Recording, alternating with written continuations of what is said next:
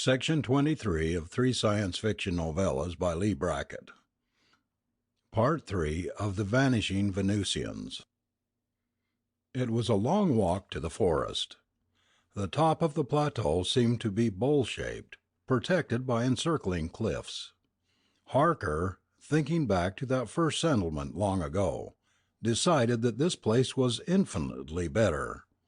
It was like the visions he had seen in fever dreams, the promised land.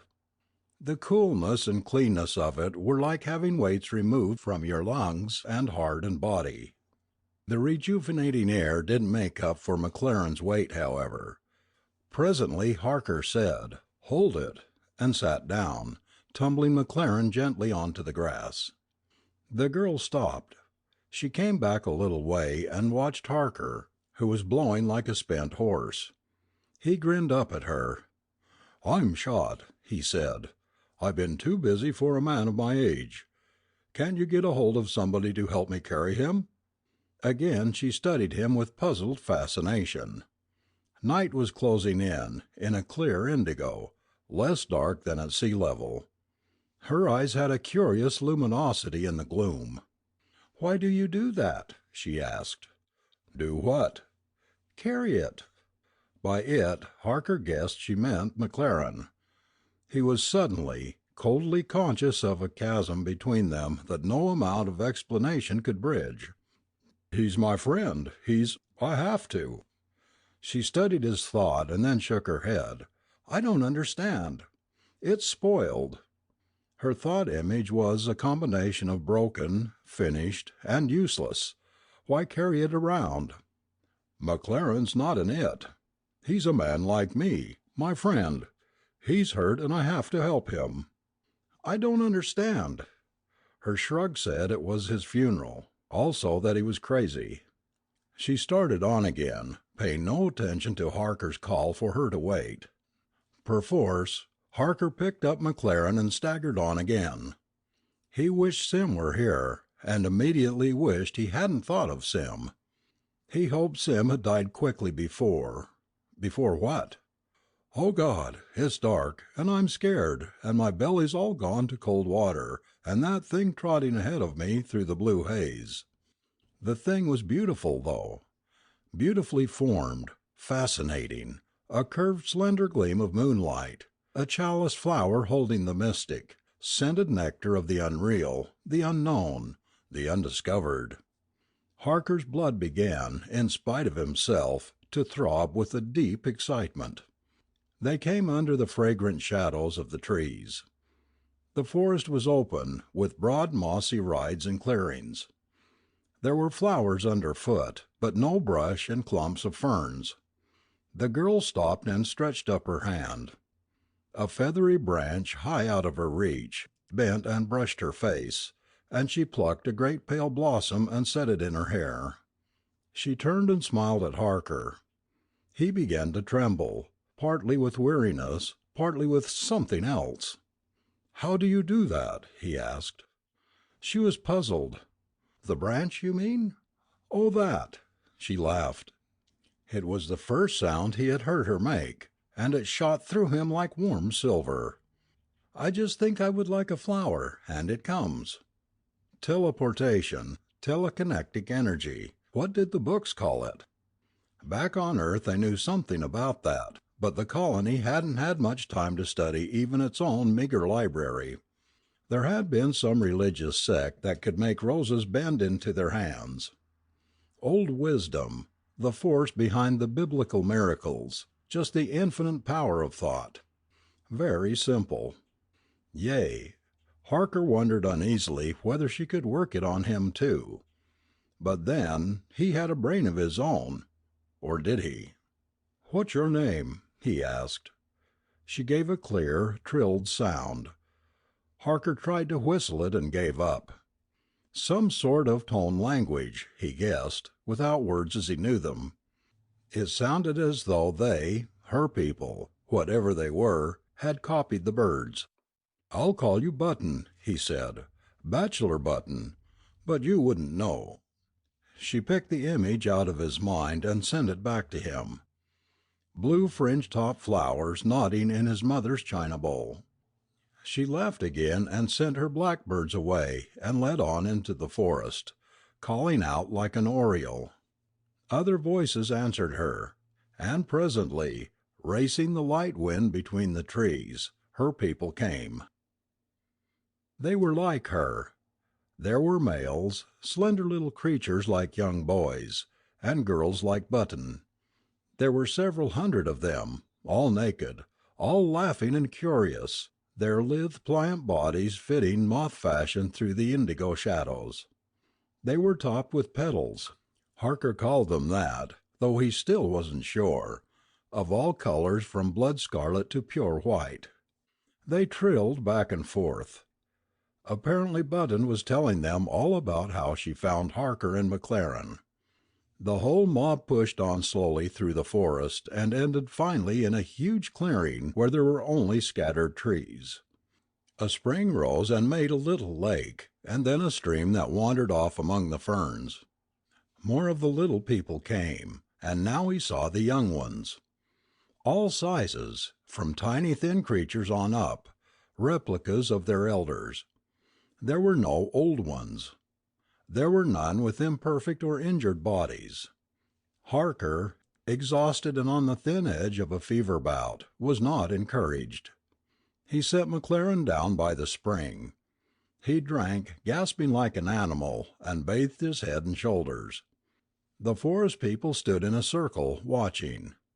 They were silent now. Harker felt coarse and bestial, somehow, as though he had belched loudly in church. He turned to McLaren. He bathed him, helped him drink, and set about fixing the leg.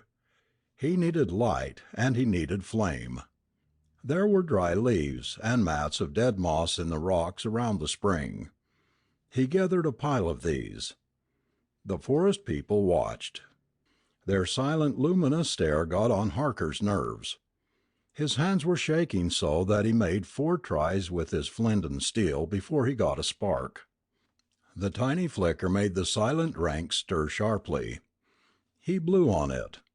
The flames licked up, small and pale at first, then taking hold, growing, crackling. He saw their faces in the springing light, their eyes stretched with terror. A shrill cry broke from them, and then they were gone, like rustling leaves before a wind. Harker drew his knife. The forest was quiet now. Quiet, but not at rest. The skin crawled on Harker's back, over his scalp, drew tight on his cheekbones. He passed the blade through the flame. McLaren looked up at him. Harker said, "It's okay, Rory," and hit him carefully on the point of the jaw. McLaren lay still. Harker stretched out the swollen leg and went to work. It was dawn again. He lay by the spring in the cool grass, the ashes of his fire grey and dead beside the dark stains. He felt rested, relaxed, and the fever seemed to have gone out of him. The air was like wine. He rolled over on his back. There was a wind blowing.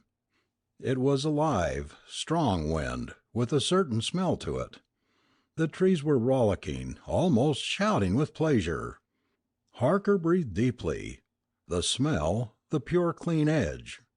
Suddenly he realized that the clouds were high, higher than he'd ever known them to be.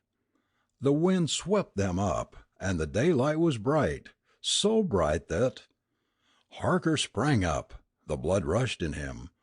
There was a stinging blur in his eyes. He began to run, toward a tall tree, and he flung himself upward into the branches and climbed, recklessly, into the swaying top. The bowl of the valley lay below him, green, rich, and lovely. The grey granite cliffs rose around it, grew higher in the direction from which the wind blew. Higher and higher, and beyond them, far beyond, were mountains, flung towering against the sky. On the mountains, showing through the whipping veils of cloud, there was snow, white and cold and blindingly pure, and as Harker watched there was a gleam, so quick and fleeting that he saw it more with his heart than with his eyes. Sunlight, snowfields, and above them the sun. After a long time he clambered down again into the silence of the glade. He stood there, not moving, seeing what he had not had time to see before. Rory McLaren was gone. Both packs, with food and climbing ropes and bandages and flint and steel, were gone. The short spears were gone. Feeling on his hip, Harker found nothing but bare flesh. His knife and even his breech clout had been taken. A slender, exquisite body moved forward from the shadows of the trees. Huge white blossoms gleamed against the curly blue that crowned the head. Luminous eyes glanced up at Harker, full of mockery and a subtle animation. Button smiled. Matt Harker walked toward Button, not hurrying, his hard sinewy face blank of expression. He tried to keep his mind that way too. "Where is the other one, my friend?" "In the finish place." She nodded vaguely toward the cliffs near where Harker and McLaren had escaped from the caves. Her thought image was somewhere between rubbish heap and cemetery, as nearly as Harker could translate it. It was also completely casual, a little annoyed that time should be wasted on such trifles. "Did you? Is he still alive?" "It was when we put it there. It will be all right. It will just wait until it stops." "Like all of them." "Why was he moved? Why did you?" "It was ugly." Button shrugged. "It was broken anyway." She stretched her arms upward and lifted her head to the wind. A shiver of delight ran through her. She smiled again at Harker, sidelong. He tried to keep his anger hidden. He started walking again, not as though he had any purpose in mind, bearing toward the cliffs. His way lay past a bush with yellow flowers and thorny, pliant branches. Suddenly it writhed and whipped him across the belly. He stopped short and doubled over, hearing Button's laughter. When he straightened up, she was in front of him. "It's red," she said, surprised, and laid little pointed fingers on the scratches left by the thorns. She seemed thrilled and fascinated by the color and feel of his blood. Her fingers moved, probing the shape of his muscles, the texture of his skin, and the dark hair on his chest. They drew small lines of fire along his neck, along the ridge of his jaw, touching his features one by one, his eyelids, his black brows. "What are you?" whispered her mind to his. "This." Harker put his arms around her slowly. Her flesh slid cool and strange under his hands, sending an indescribable shudder through him, partly pleasure, partly revulsion. He bent his head. Her eyes deepened, lakes of blue fire, and then he found her lips. They were cool and strange like the rest of her, pliant, scented with spice, the same perfume that came with sudden overpowering sweetness from her curling petals. Harker saw movement in the forest aisles, a clustering of bright flower heads. Button drew back. She took his hand and led him away, off toward the river and the quiet, ferny places along its banks. Glancing up, Harker saw that the two blackbirds were following overhead. "You are really plants, then? Flowers like those?" He touched the white blossoms on her head. "You are really a beast, then? Like the furry, snarling things that climb up through the pass sometimes?" They both laughed. The sky above them was the color of clean fleece. The warm earth and crushed ferns were sweet beneath them. "What pass?" asked Harker. "Over there." She pointed off toward the rim of the valley. "It goes down to the sea, I think. Long ago we used to go down there, but there's no need, and the beasts make it dangerous." "Do they?" said Harker, and kissed her in the hollow below her chin. "What happens when the beasts come?" Button laughed. Before he could stir, Harker was trapped fast in a web of creepers and tough fern, and the blackbirds were screeching and clashing their sharp beaks in his face. "That happens," Button said. She stroked the ferns. "Our cousins understand us, even better than the birds." Harker lay sweating, even after he was free again. Finally he said, "Those creatures in the underground lake, are they your cousins?" Button's fear thought thrust against his mind like hands pushing away. "No, don't. Long, long ago the legend is that this valley was a huge lake and the swimmers lived in it. They were a different species from us entirely. We came from the high gorges, where there are only barren cliffs now. This was long ago. The lake receded. We grew more numerous and began to come down, and finally there was a battle and we drove the swimmers over the falls into the Black Lake. They have tried and tried to get out, to get back to the light, but they can't. They send their thoughts through us sometimes. They—" She broke off. "I don't want to talk about them any more." "How would you fight them if they did get out?" Harker asked uneasily. "Just with the birds and the growing things?" Button was slow in answering. Then she said, "I will show you one way." She laid her hand across his eyes. For a moment there was only darkness. Then a picture began to form. People, his own people, seen as reflections in a dim and distorted mirror, but recognizable. They poured into the valley through a notch in the cliffs, and instantly every bush and tree and blade of grass was bent against them. They fought, slashing with their knives, making headway, but slowly. And then, across the plain, came a sort of fog, a thin drifting curtain of soft white. It came closer, moving with force of its own, not heeding the wind. Harker saw that it was thistledown. Seeds borne on silky wings. It settled over the people trapped in the brush. It was endless and unhurrying, covering them all with a fine fleece.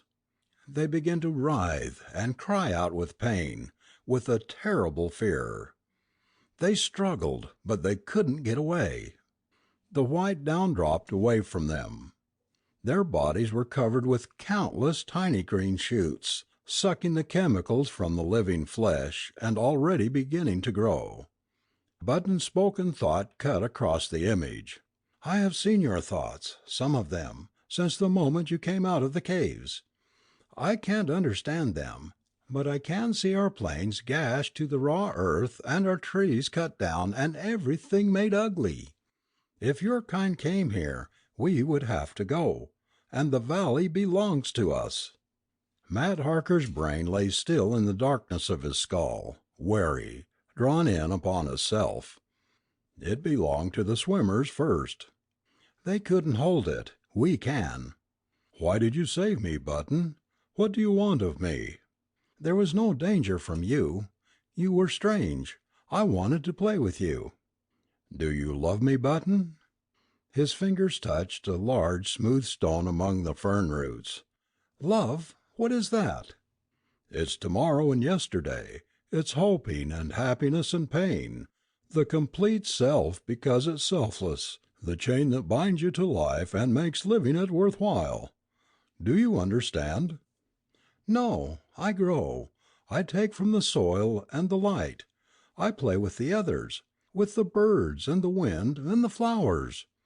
When the time comes I am ripe with seed, and after that I go to the finished place and wait. That's all I understand. That's all there is."